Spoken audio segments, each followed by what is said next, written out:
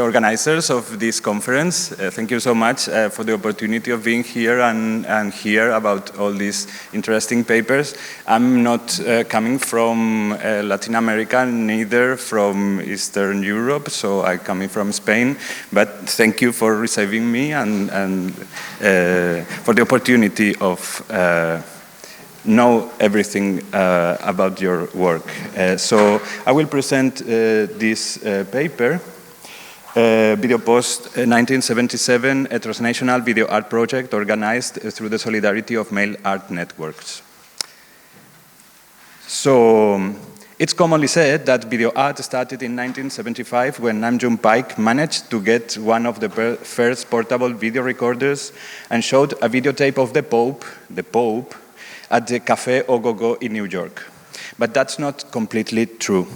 Art phenomena do not start in one point, nor by a single actor, but they are generated collectively through the shared agencies, circulating objects and ideas, people on the move, and so on. In her 1984 text, Video Shedding the Utopian Moment, Martha Rosler, this United States artist, criticized Paik's mythical figure. I quote Rosler.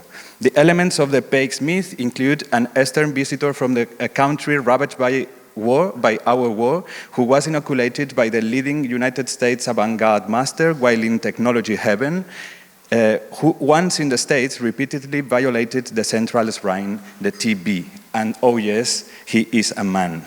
End of the quote. So this Paik was influenced by John Cage, this avant-garde master from United States, and this technology heaven was Germany, indeed the Darmstadt Festival of 1958. So for Rosler, the mythical figure of Nam June Paik as a founding father for video art had to be dismantled, since his works lacked a critical analysis of the messages and effects of television, nor they did offer a counter discourse, nor open the technological possibilities for their social application. So video art was not born with one artistic gesture, but it developed within the technological entanglement implemented from the socio-political superstructures of the time. And the gestures that gave shape to video art were not the responsibility of a single actor, but rather of collective and transnational agencies along the 1970s decade. Marta Minujín in Argentina, Wolf Bostel in Germany, Rosler in United States, Muntadas in Spain, Pavel Kijek in Poland, and many, many others from these and other places that cannot be named here. Whatever the case, Marta Rosler's demystification of Nam June Paik drags video art historiography from a centralized schema to another decentralized or even a distributed one. What we have just said about video art can be applied to any other artistic phenomena. But if there have been any agents who have understood the relational, connective, cross, shared, and collaborative conception of artistic phenomena, it has been the male artists. As with video art, we cannot point to a specific starting point for male art either. We cannot work with simple starting points, as a positivist and scientific thinking would like, and at least we have to venture into the terrain of genealogies.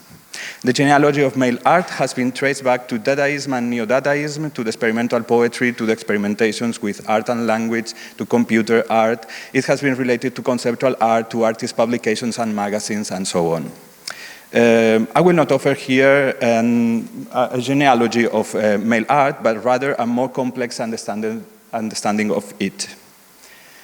I have begun this presentation with some basic, maybe two basic notions on historicity, from single figures to collective agencies, from starting points to genealogies, from linear to network schemas. The agents related to male art were interested in these questions too. For example, the Brazilian-Spanish artist Julio Plaza, who curated the Arte Postal section in the 17th Sao Paulo Biennial in 1989, started the introductory text in the catalog as it follows. I open a quote. Art today can be thought of as in diachronic terms, since the speed of changing itself ended up changing even the means of production. What we see now is no longer a succession of isms, schools, or tendencies as up to the near past, but a synchronic intervention of artistic and unartistic events that explode precisely with the linear idea of time, as it is seen as much by tradition as by vanguardism. Contemporary art can be thought of as a formidable synchronous bricolage of history, past, recent, and present, in a non-antagonistic contradiction. End of the quote. Along with this critique of the modern avant-gardist linearity of time, in this text, Plaza characterized mail art as an official and an artistic action. For him, what mattered in mail art was its dynamics.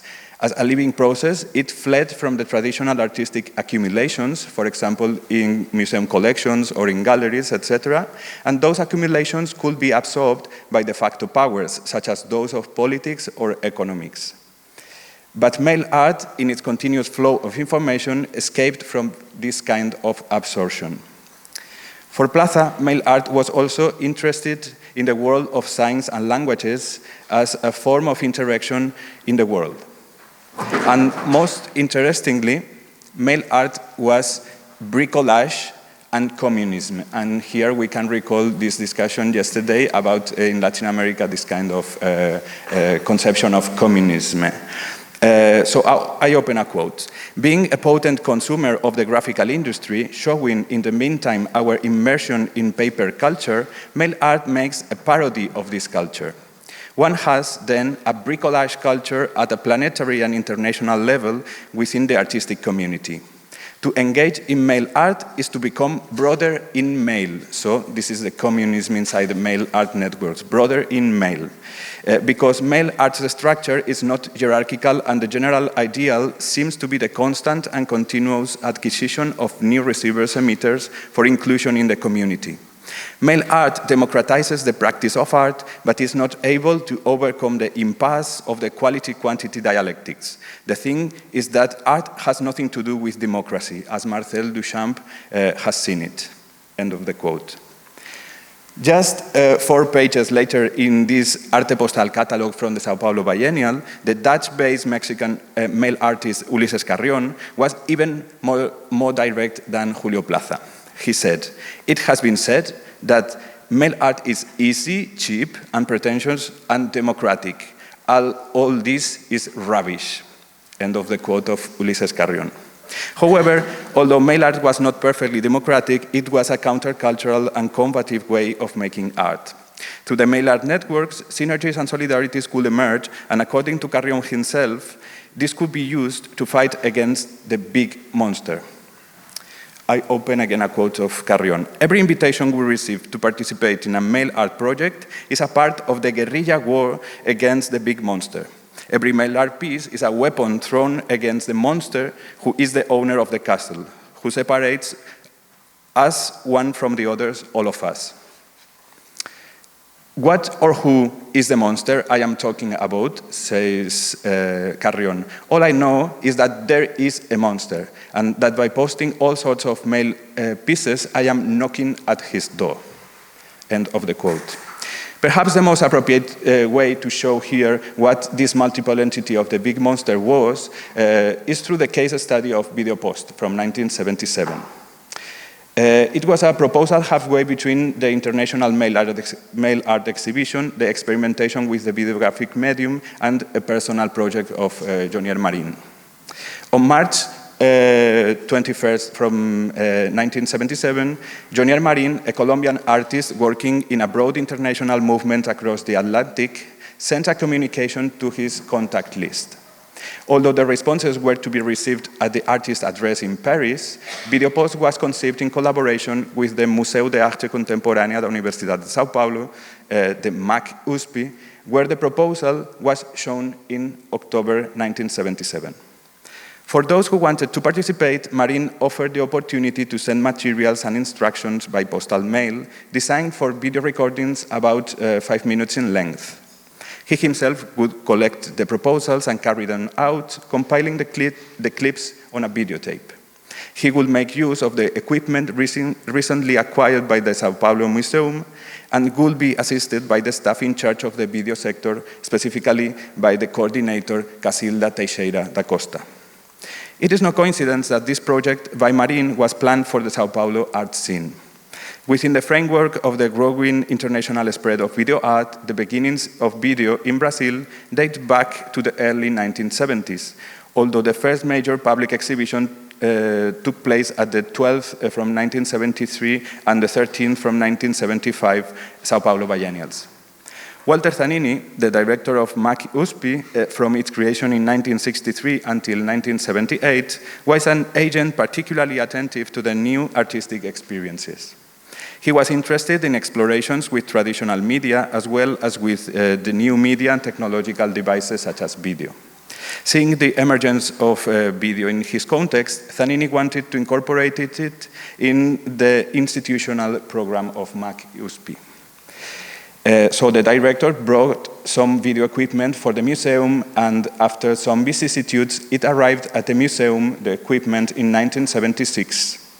1977 was the year of the video at MAC USP, in which Teixeira helped to organize several exhibition proposals. There were one artist exhibition, such as Oito Videos de Sonia de Andrade in September, but mostly collective exhibitions, such as Sete Artistas do Video, with artists from Rio de Janeiro, or the projects Videopost and Videomac. Videopost had a markedly international character, but Videomac was oriented towards the local milieu of artists from Sao Paulo. The museum made through these projects its recently acquired video equipment available to artists who wanted to experiment with video. It should be remembered that video emerged from the technological background of television, although it will soon become a critical anti-television practice. Although here I don't have enough time to go deeper in video theory, the independence of this technology from long pre-production processes, as in cinema, and from commercial distribution systems, as in cinema and television, meant that its first artistic usages incorporated an immediate time, often proposed and critically interpreted as a boring time in the face of the entertainment offered by the mass media. The artist and critic from the United States, David Antin, in his 1975 text, Video, The Distinctive Features of the Medium, said, I open a quote, videotapes are boring if you demand that they be something else, but they are not judged boring in comparison with paintings or sculpture.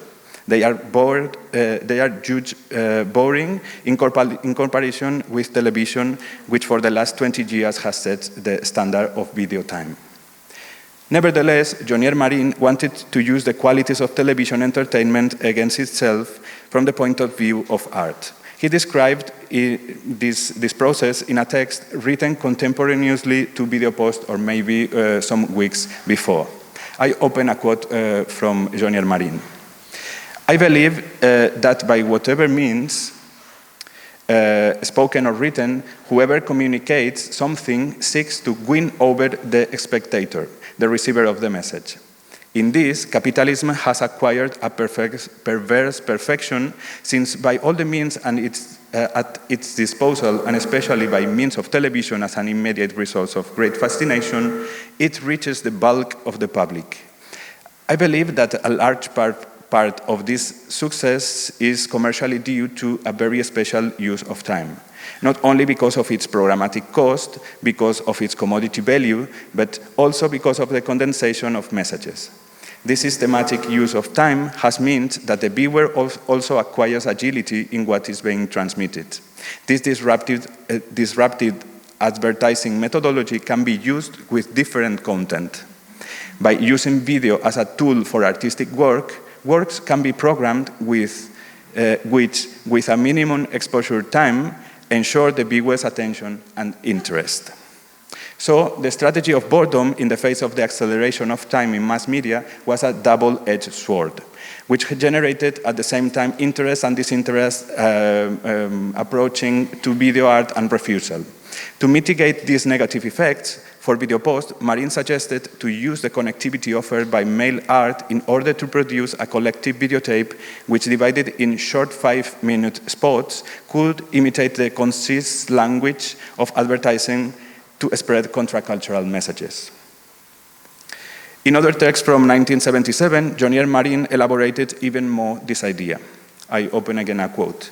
This communicative medium of video, being grounded in social organizations, could trigger a cathartic counterpart in the hands of creators who would operate a counter-use of advertising aberrations that could operate a counterplay of unconditioned reflexes. You are faced with a technology developed in function of an omnipotent transmitter, which uses this memory, the memory of videotapes, for its own convenience, as in political TV or commercial TV, abusing to the maximum the potential of seduction inherent to the immediate transmission of the event, the truth. In the hands of the artist, this same technology is liberated in the direction of allegory. It undergoes an ideological critical treatment.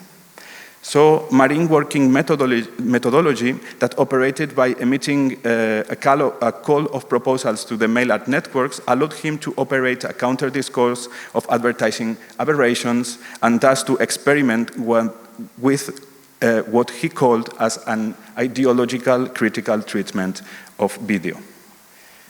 16 agents responded to the call for Videopost. Venezuelan Itamar Martinez, French Jean Cool, Alan Snyders, Fred Forrest, Hervé Fischer, and the Antel Group, the Algerian based in France, Rachid Koraishi, the Uruguayans Oscar Caraballo and Clemente Padin, the Italians Antonio Ferro and Romano Pelli, the Japanese Mukata Takamura, the Argentinian Edgardo Antonio Vigo, the German Klaus Groh, the Belgian Eduard Ball, and the Polish Pavel Petast. As the press emphasized, they are not necessarily video artists, nor are they interested in video art. But they were all agents with a strong involvement in the mail art networks and with a practice that was decidedly close to conceptualism and experimentalism. Some submissions played with temporality, such as Vigo's 5 real minutes measured by a clock. Other submissions raised questions related to the artistic practice, such as the anguish, the imagination, or the creative and destructive chaos, as in the example of Itamar Martinez and his homage to anguish. There were many reflections on the image and the audiovisual, both in advertisement and television, for example, in the proposals of Cool, Fischer, Forrest, Takamura, or Petast. The proposals by Caraballo, Vigo, and Marin himself drew on the resources of experimental visual and sound poetry. In the meantime, Padin and the Antel Group experimented with art in the public space. In general, all the proposals had a clear ideological orientation, highly critical about the extensions of mass media and the consumer society. Several of them also pointed to dictatorships and repression in different parts of Latin America. Well, as I'm running out of time, I only present very quickly 2 of these parts. I need 3 more minutes, maybe? Okay. So, the Uruguayan artist Clemente Padin suggested to organize a videotape as a campaign towards the aesthetic awareness, una campaña de sensibilización estética. In 1977, when the countries of the Southern Cone were under depressive military dictatorships, Padin proposed a large mural in the public space of Sao Paulo composed of posters in the style of Piet Mondrian with lines and planes of basic colors. He hoped that people would add political messages, something that was eventually simulated by Marin during the making of the video. Both the fictionalization of the intervention and the fact that only one poster appears in the video and not a whole mural probably respond to the danger of the context. In the clip, the poster can be seen on a pillar at the top of a crowded stair. The inscription Piet Mondrian Aesthetic Commission can be read. One person crosses out the word aesthetic and replaces it with political commission Piet Mondrian. Another hand draws a heart with an arrow through it, and another crosses out Mondrian's name and replaces it with El Che. In suggestion of spaces for public freedom of expression, a criticism of the socio-political situation in Latin America can be observed. But the reference to Mondrian also denotes an ironic stance towards the European artistic tradition, that is, a confrontation with the historicization and instrumentalization of the modern avant-gardist project and with the art system that emerged from it. On the other hand, we had this proposal, Polish artist Pavel Petast sent for freedom, a proposal that consisted of a symbolic action of liberation of the television medium. As stated in the instructions set by the artist, these beautiful instructions, at first the video camera had to approach a tuned television monitor. In front of the camera, there was to be a grid-like pattern, and this pattern was also in the surface of the television screen. By creating a closed circuit between the camera and the TV, there could be an overlapping of grids as the camera moved forward. Well, at the end, the effect was slightly different. Jonier Marín did not move the camera, but used a zoom effect. Even so, this effect must be similar to what Pavel Fetas imagined. In a second moment, after a fade to black, it will appear a shot of the television with this grid-like pattern in its screen. A person had to erase the pattern with a piece of cloth, and this process in reality was done by putting a black adhesive tape in the screen, and one person releasing this adhesive tape from peeling it from the television screen. So I'm closing. In those proposals from Pradin and Petas, we can clearly observe this ideological critical treatment of the videographic medium that Jonier Marín posited. The characteristics and possibilities of the medium were put into practice to liberate technology in the direction of allegory, as Marín posited. In Pradin's case, the portability of the camera allowed its movement in outdoor spaces to simulate a street protest campaign that was impossible to do under dictatorship. In Petas' case, the closed-circuit video created a symbolic scenography in which the television set appeared to be a kaleidoscope of grids, a multidimensional prison that could be freed by appropriate gestures from the part of the spectator. In both cases, the documentary characteristics of videographic space and time were placed at the service of the transmission of a combative message against the big monster of which Ulises Carrión spoke. This big monster could be the dictatorial repression, the homogenization and stupefaction produced by the mass media, or it could be also the regulated time in the post-industrial society in free fall towards neoliberalism, as we seem to recall in the clock proposed by Edgardo Antonio Vigo, which literally measured 5 real minutes. The big monster was made up of these and other political and cultural issues in the framework of the Cold War. In a perhaps innocent, maybe innocent, but relentless way, these artists who operated in a network and in solidarity never ceased in their determination to knock on the door of this big monster, as Carrión proposed, to show us where its home was. So, thank you so much.